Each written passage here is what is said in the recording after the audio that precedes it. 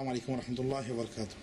শেখ, আমাদের এক ভাই প্রশ্ন করেছেন, আমাদের সমাজে একটি নতুন বিতর্ক দেখা যায় যে আমরা আহলে হাদিস অথবা সালাফি পরিচয় দিতে পারবো না, আমাদের মুসলিম পরিচয় দিতে হবে। দয়া করে কোরআন ও হাদিসের আলোকে জানাবেন, কারণ যেই ভাইরা মুসলিম পরিচয় দিতে চায় বা বলে, তাহলে তো আল্লাহ তাদেরকে কোরআনে নাম দিয়েছেন ইনসান, বাশার, আবেদ, তাহলে তারা কেন নিজেদের নাম মাস, মিলন, আবু সুমাইয়া এত নামের দরকার কি? বিস্তারিত জানাবেন। মোটামুটি আপনি প্রশ্ন দিয়েছেন, প্রশ্নের উত্তরও দিয়েছেন, একটু বলা যেতে পারে আংশিক। আসল কথা হলো যে আমরা আমাদের ভিতরে যে ইহতেরামের একটা যে বিষয়, মানে সম্মান করা, মানে বড়দেরকে সম্মান করা এবং আরও জ্ঞানীদের আশ্রয় নেওয়া, তাদের কথাকে মূল্যায়ন করা, বিশেষ করে কোরআন হাদিস বিরোধী না হয়, এই মানসিকতা আমরা অনেক সময় হারিয়ে ফেলার কারণে আমরা এই জাতীয় কথাগুলি বলি। তো যদিও মুসলিম আমাদের পরিচয়, তো মুসলিম পরিচয়ে কে নাই? যে কোনো একটা বেদাতি তাকে যদি বলেন যে আপনি কি, যেমন মাঝ ভান্ডারের লোককে যদি বলেন, সে বলবে যে আমি মুসলিম, আর আপনিও বললেন মুসলিম। আমি যদি বলি আপনার মাঝে এবং এ কবর পূজারী মুসলিম মাঝে পার্থক্য কি? সেও তো মুসলিম, আপনিও মুসলিম, পার্থক্যটা কি? তখন অবশ্যই আপনি বলবেন যে আমি মুসলিম ওইভাবে যে কোরআন এবং সহিহ হাদিসকে আমি ফলো করি, সাহাবায়ে কেরাম যেভাবে কোরআন হাদিসের ব্যাখ্যা করেছে সেভাবে ফলো করি। অবশ্যই আপনি এতগুলি কথা বলতে চাইবেন আমাকে, যখন আপনাকে আমি প্রশ্ন করব। তো আমার প্রশ্ন হলো, এই কথাটার সংক্ষেপ রূপ হলো সালাফি।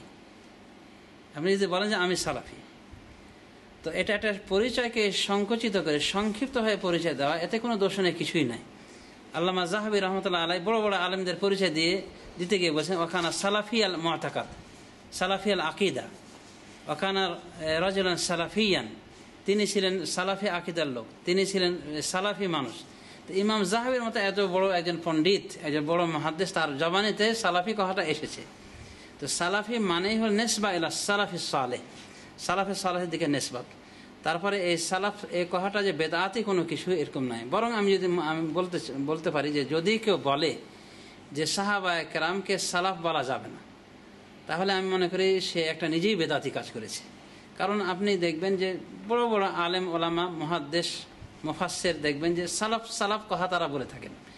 এমনকি আপনি আশ্চর্য হবেন যে হয়তো আপনার রশিদে নাই, আপনার জ্ঞানে ততটা নাই, যে রাসূল সাল্লাল্লাহু আলাইহি ওয়াসাল্লাম ফাতেমা রাদিয়াল্লাহু তাআলা আনহাকে লক্ষ্য করে বলেছিলেন যে ইত্তাকিল্লাহ ওয়াসবিরি, যে হে ফাতেমা, ওই মৃত্যুর সাথে যখন ছিলেন সে সময় তাকে ডেকে বলেছিলেন যে আমি এইভাবে আমার এই রোগে আমি বিদায় গ্রহণ করব। এরপরে তাকে ওসিয়ত করে বলেছিলেন যে ফাত্তাকিল্লাহ ওয়াসবিরি, সুতরাং ফাতেমা তুমি আল্লাহকে ভয় করবে এবং সবর করবে।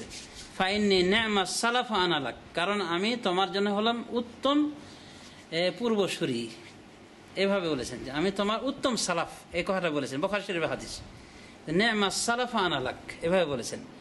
তাহলে দেখা যাচ্ছে যে রাসূল সাল্লাল্লাহু আলাইহি ওয়াসাল্লাম একজন সালাফ।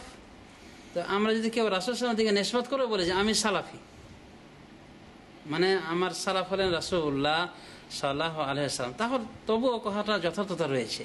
তো সুতরাং এই সালাফ কথাটা যে ব্যবহার করলে বা সালাফি কথা ব্যবহার করলে যে একটা মানে হারাম কিছু হয়ে গেল, এরকম কিছু নাই। এরকম আলেম বলতে আমি কাউকে দেখিনি তারা এটা আপত্তিকর করেছে। তবে এখানে লক্ষণীয় বিষয় যে গোঁড়ামি করা ঠিক নাই, গোঁড়ামি করা ঠিক নাই এবং এ নামকে মুখ্য করে নেওয়া ঠিক নাই। সালাফি আহলে হাদিস যে কোনো বিষয়কে নিয়ে যখনই মানে একটা মানে গোঁড়ামির পর্যায়ে চলে যাবে, তখন বিষয়টা আপত্তিকর হতে পারে। রাসূলুল্লাহ সাল্লাল্লাহু আলাইহি ওয়াসাল্লাম যখন দেখলেন যে আনসারী এবং মুহাজিরি এই দুইজন সাহাবীর মধ্যে বিতর্ক হলো, তখন মুহাজিরি তার ডাকছে ইয়াল আল মুহাজিরিন, আর আনসারী বলছে ইয়াল আল আনসার, মানে হে আনসারীগণ, হে মুহাজিরগণ, মানে তারা উভয় গ্রুপকে ডাকা শুরু করছে। তখন রাসূল সাল্লাল্লাহু আলাইহি ওয়াসাল্লাম এই ঝগড়ার সময় যে তারা এভাবে ডাকাডাকি করছে যার যার গ্রুপকে, তখন রাসূল সাল্লাল্লাহু আলাইহি ওয়াসাল্লাম রাগ হয়ে বলছেন দাউহা ফাইন্না মুনতানা, এগুলো পরিত্যাগ করো, কারণ এগুলো সব নোংরা বিষয়। দেখা গেল যে মুহাজির আনসার এগুলো সুন্দর সুন্দর নাম যা আল্লাহ রাব্বুল আলামিন দিয়েছেন, কিন্তু এরপরে যখন এটা গোঁড়ামির ক্ষেত্রে ব্যবহার হয়েছে, জাহিলিয়াতের ক্ষেত্রে, ঝগড়ার ক্ষেত্রে, তখন কিন্তু রাসূল সাল্লাল্লাহু আলাইহি ওয়াসাল্লাম এটাকে বলছে মুনতানা, এটা ছেড়ে দাও, এটা গন্ধকর বিষয়, এটা জঘন্য বিষয়। তো এরকম যেন না হয়। তাছাড়া এইভাবে যদি কেউ নিজের পরিচয় দেয় তাহলে দিতে পারে। সৌদি আরব সালেহ ফাওজান রহমতুল্লাহ আলাইহিকে বলা হয়েছিল না হাফেজাহুল্লাহ, যেহেতু উনি এখনও বেঁচে আছেন, সাধারণত হাফেজাহুল্লাহ বেঁচে থাকা ব্যক্তিদের পরিভাষা তাদের ক্ষেত্রে ব্যবহার করতে হয়। তো সালেহ বিন ফাওজানকে বলা হয়েছিল, তো উনি বলছেন এটাকে সাপোর্ট করেছেন এবং বলেছেন আল মাকসুদ বিল মাযহাব সালাফি মা কান আলাইহি সালাফ হাযিল উম্মাহ মিন আস-সাহাবা তাবিঈন ওয়াল আইম্মাতিল মুতাবিরিন মিন ইতিকাদিস সহিহ ওয়াল মানহাজিস সালিম। তিনি বলেন যে সালাফি মাযহাবের অর্থ হলো, এ দ্বারা উদ্দেশ্য হলো যার উপরে এই উম্মতের সালাফে সালেহ এক ছিলেন, প্রতিষ্ঠিত ছিলেন, তারা হলেন সাহাবী, তাবেঈন এবং নির্ভরযোগ্য ওলামায়ে দ্বীন। এবং কি বিষয়ে একত্রিত ছিলেন?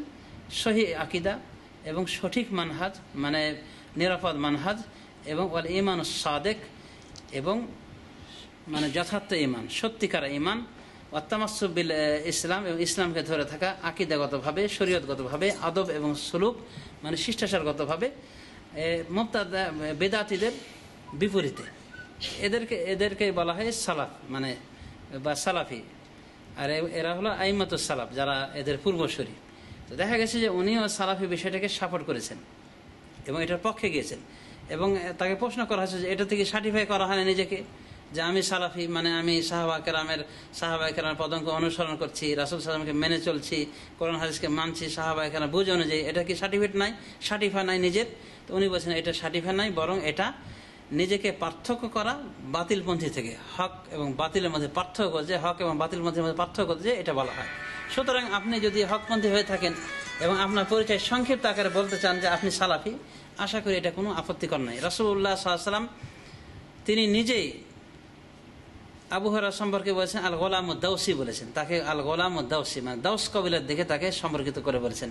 যেমন বলেছেন সাবাকাকা বিহাল গোলামুদ দাউসি, এটা বলেছে। সুনানুল কুবরায় রয়েছে, হাদিস নম্বর 5870।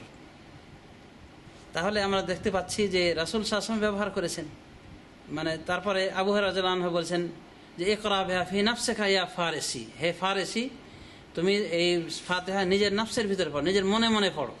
তো দেখা যাচ্ছে যে একজন নাম মুসলিম থাকার পরে ও মুসলিমের নাম বিভিন্ন কবিলা, মুসলিমকে বিভিন্ন কবিলের দিকে নিসবত করা হয়েছে, বিভিন্ন গোষ্ঠীর দিকে নিসবত করা হয়েছে। সুতরাং এই জাতীয় নিসবত করা কোনো ক্রমে আপত্তিকর নাই, বরং যারা বলেন আমি মনে করি তারা সংকীর্ণতা পরিচয় দিয়েছেন। তো যা হোক, এ নিয়ে বিভ্রান্ত করা ঠিক নয় এবং আলেমদের শ্রদ্ধা করা উচিত। আল্লামা নাসির আলবানী রাহমাতুল্লাহ আলাইহি বলেন যে সালাফি এই নামটাই হলো যথার্থ, এবং একজন ব্যক্তির প্রকৃত পরিচয় ফুটে ওঠে যখন সে নিজেকে সালাফি বলে। আর সালাফি অর্থ হলো সালাফে সালেহ অনুসারী। এবং সালাফ কথাটা দেখবেন যে ওলামায়ে দ্বীনের মুখে সচরাচর আপনি লক্ষ্য করে দেখবেন। তারপরে দেখবেন সালাফ কথাটা আসলে আপনি পেলেন বুখারী শরীফের হাদিস থেকে, বুঝতে পেরেছেন? সুতরাং এত সত্য এগুলি থাকার পরও, এত কিছু মানে কথা থাকার পরও যদি আমরা বলি যে না এগুলো ঠিক নাই, এগুলো হারাম, এগুলো না যায়, আমি মনে করি এই ভাইয়েরা বেদাত চর্চা করে এবং এই ভাইদের জ্ঞানের মানে পরিধি অনেক সীমিত। তাদের আরও চিন্তা করা উচিত এবং আরও বড় বড় যারা আলেম তাদেরকে শ্রদ্ধার চোখে দেখা উচিত। যেমন শেখ আলবানী রহমতুল্লাহ আলাই নিজেকে সালাফি হিসেবে পরিচয় দেন এবং সালাফি কথা তার পৈক্যতা পরিপূর্ণ রয়েছে। তো আলেম ওলামাদের প্রতি আমাদের শ্রদ্ধাশীল হওয়া উচিত এবং অযথা যেখানে তর্ক নয় সেখানে বিতর্ক করা উচিত নয়। তবে আবারও আমি বলছি যে এই নামগুলি যেন গোঁড়ামির কারণে পরিণত না হয়, এই গোঁড়ামি করা যাবে না। আল্লাহ রাব্বুল আলামিন তৌফিক দান করুন। জাযাকুমুল্লাহ।